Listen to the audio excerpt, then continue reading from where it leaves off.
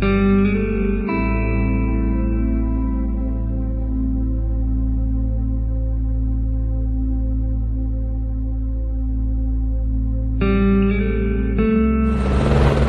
above and below, dozens of searchers desperately tried to find the missing boy. 3-year-old Dylan Ehler was visiting his grandmother yesterday afternoon. She got distracted by a dog for only a moment, and then he wandered away.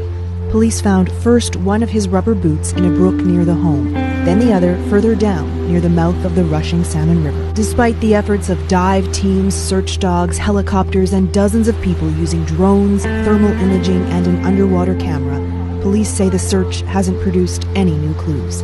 Tonight, they switched from a rescue to a recovery operation. One family's heartache felt deeply by a province already grieving so much loss. If you're happy and you know it, clap your hands.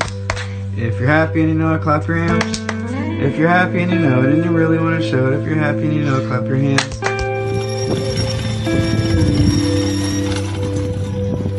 Is he doing that?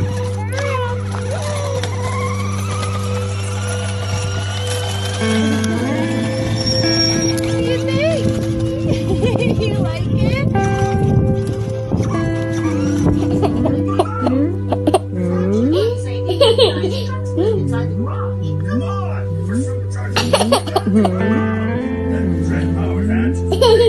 Always had one problem. What is that? It's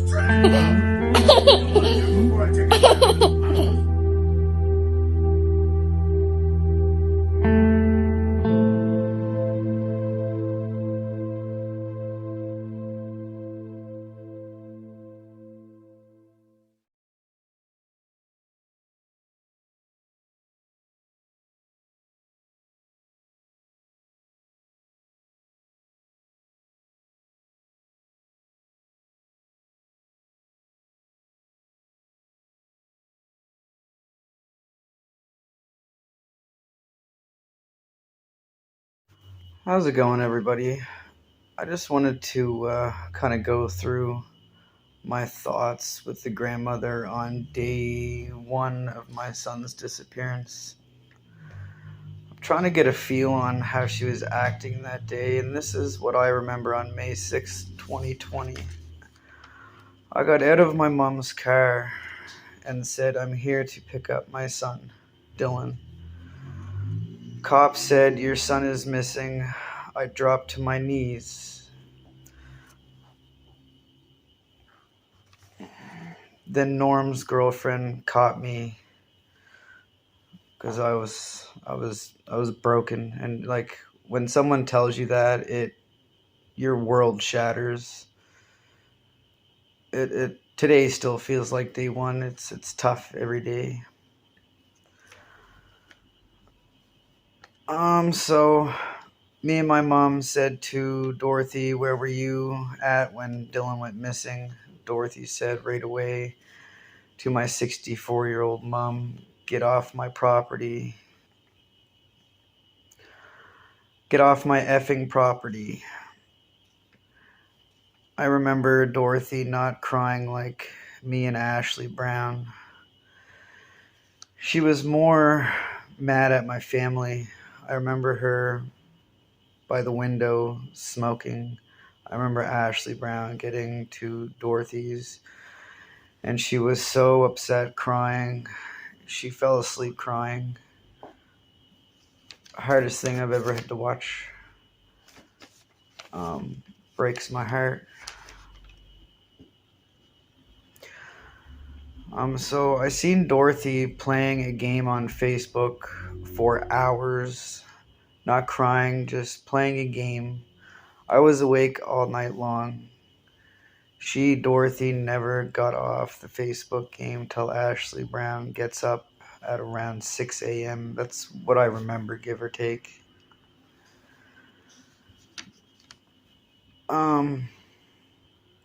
It's really weird. I maybe there's nothing wrong with that, but how do you focus on a Facebook game like Candy Crush or whatever game it was for all night long?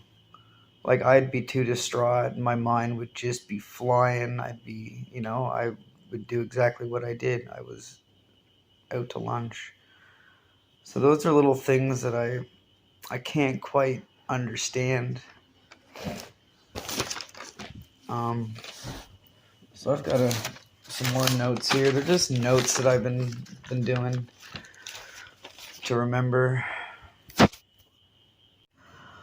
I remember on day 2, I had a really good friend stop over, and he was looking for me.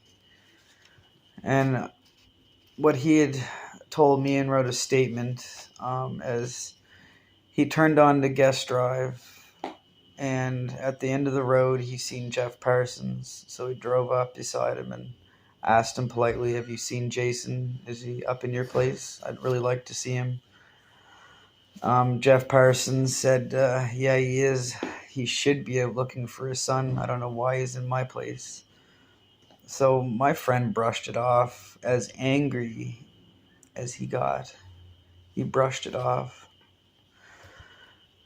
And I remember him telling me and reading the statement. And anyway, he continued back to Dorothy's. And then he got to Dorothy's property, parked his car. He walked up the flight of stairs towards Dorothy's apartment door or home where Dorothy was.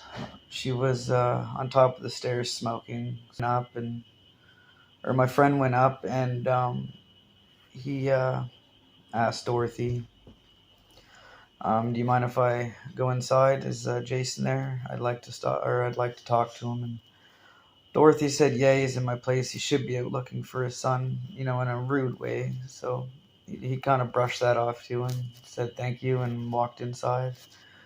And then he found me and gave me a big hug.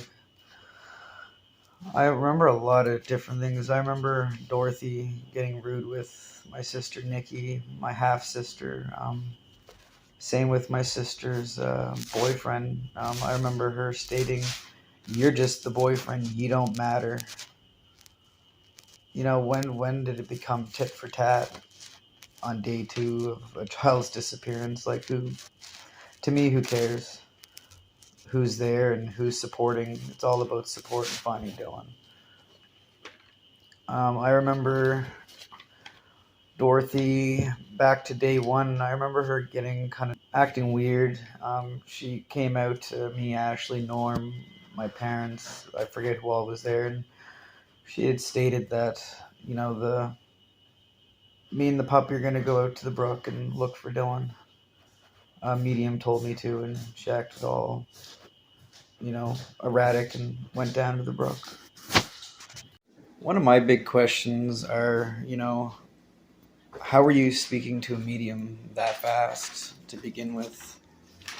Other thoughts. I remember we were all in my house, mine and Ashley's house. It must have in May, 6 or 7 days after Dylan's disappearance. And anyway, I requested the lie detector test to Dorothy. And as soon as she caught wind, I remember this certain day, we had just talked about how there's no secrets until we find Dylan. Everybody is going to be honest and no hiding and, talk behind anyone's back. And sure enough, Jeff Parsons comes over and Dorothy goes outside. And what they didn't realize is Ashley's brother was sitting by the window and listening, and they were whispering about the lie detector test for a little bit. Maybe nothing, maybe something. But they didn't need to be secretive about it. I still really don't know what they were talking about that day. It's just little things like the way she doesn't support, the way Jeff's quiet. It's not regular. It's not regular behavior. That's how I feel. And, the cops wonder why I'm angry with her. And I can plainly say that something's not right with this whole situation. What else do I remember? I remember Dorothy having my messenger, and we were talking, I think the night before, about me picking up Dylan, or maybe it was the day or the next day before that.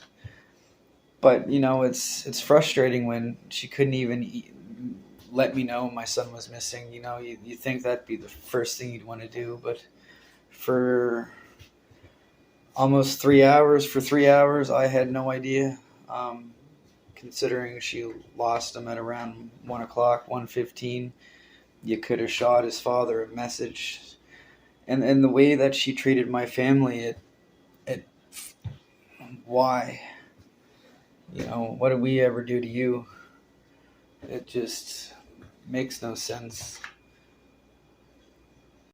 I guess that's some of my feelings today on the grandmother and not understanding exactly what's happening. Just with that said, you know, right away she was blaming my brother, and now I think she blames me, the grandmother. And you know, these are the things that I've been trying to explain to the police. She always has to be the victim. You know, and in this case, you're not the victim. You were the one responsible for Dylan. And to blame me or my brother or any family member is wrong and disgusting in every way.